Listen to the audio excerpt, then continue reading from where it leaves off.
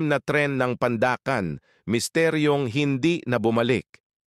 Kung may tren na dadaan sa harap mo pero walang riles, walang ilaw at walang ingay, tatakbo ka ba o susubukan mong sumakay?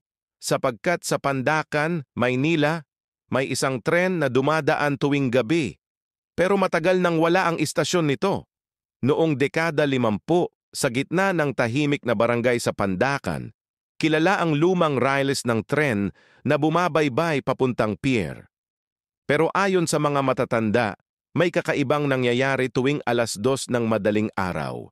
Sinasabi ng mga residente, makaririnig sila ng mahinang ugong na parang bakal na dumudula sa riles. Kasunod nito, biglang lilitaw ang isang itim na tren, walang numero, walang bintana at walang pasahero.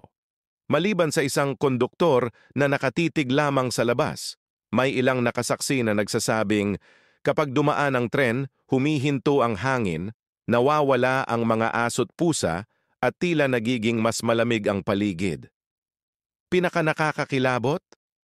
Laging may isang bakanting upuan sa unahan, parang hinihintay kang maupo.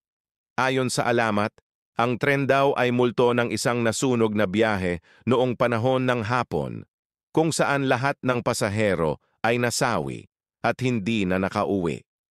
Hanggang ngayon, may mga ulat na may nawawalang tao sa Pandakan, huling nakita, papalapit sa riles na matagal nang tinanggal.